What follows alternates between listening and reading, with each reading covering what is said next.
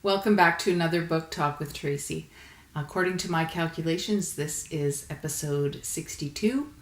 And so, we've been at this a little while talking about various books, inspiration, the writing journey. So I had asked a while back in one of my newsletter emails, what questions would you like to ask me? So I'm going to be answering those this time. So these are your questions, and I compiled a list, and we'll see where we go. It might take more than one episode. But your questions answered right here on Book Talk with Tracy. So the first question I had, and this was asked by more than one person, is, which is your favorite of your books? That is so difficult to answer because I think each time you're involved in writing, that feels like the favorite. So it would be my most current is my favorite. But since I'm not actually writing anything new at this moment in time, I have to think back. Probably my first book, Conspiracy of Bones, was called And the Beat Goes On when it first came out. It's probably still my favorite, or one of my favorites. It's got a lot of excitement, tension, whodunit elements, dinosaur bones discovered with human remains, and the whole conspiracy theory. There's a lot of talk about creation versus evolution or intelligent design. So I put a lot of thought and research into that book, and although it wasn't the first book I wrote, it was the first book of mine that was published, and it is still probably one of my favorites. So if you haven't read it yet, you probably should. There's, like I said, I like all of my books, otherwise I wouldn't have written them,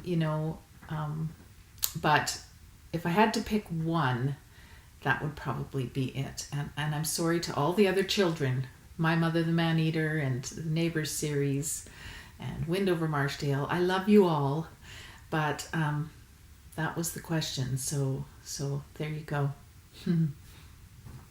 Question number 2. When did you know you were called to be a writer? Okay, well, I think I have shared my writing journey before on Book Talk. And I started writing seriously when I was a young mom with my first child, and she would lay down for her naps and I would clack away on my mom's typewriter because that's how long ago it was. But I think I knew, or I owned it fairly early after that. And when this question was asked, I had to think about that because I had always enjoyed writing and had been encouraged, even in school, to write. But I remember it had to be about a year after I had started this writing journey that, well, unfortunately, I had a miscarriage and I was in the hospital and I was writing. Like I had a journal and I was spending my time laying there with nothing else to do, writing a story. It was a different one than the one I had been writing on at home. But when I think back, I even then just owned it. Like, yeah, I'm a writer, and so I've got all this free time in the hospital and I'm going to write. And I just can remember lots of times like that through the years where I just knew I was a writer. So it's really hard to say. I don't feel like there was one moment in time where I suddenly had this epiphany, oh, you're a writer. But it was shortly after I started writing that I guess it just took hold and it just fit. And I knew that this was something I had to do. It was more than just a hobby or a pursuit that I felt like doing on occasion. Like, I hate to say it, but it almost like an obsession in a way.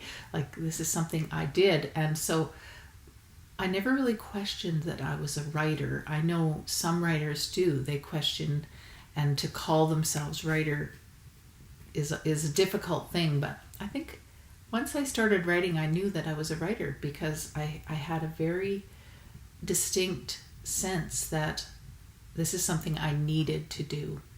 So it was early. It was very early on in my writing career. Well, next question. What authors influenced your writing? So again, if you've watched previous episodes, you'll know that I love science fiction, and I did enjoy, even as a child, some sort of different things maybe than a lot of young girls, like Edgar Rice Burroughs. So I enjoyed that kind of fantasy and science fiction and that. But I would say as a Christian writer, I was influenced by Francine Rivers.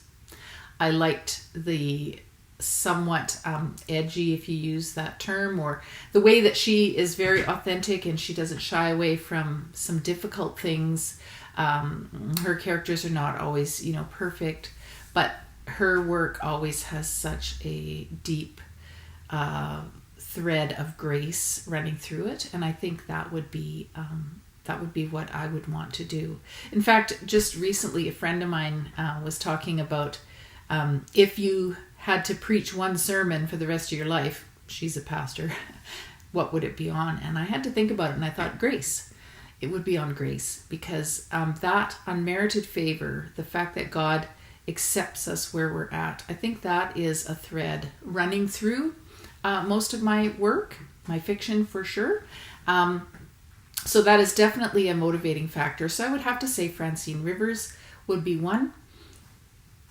Of course, I read Jeanette Oke.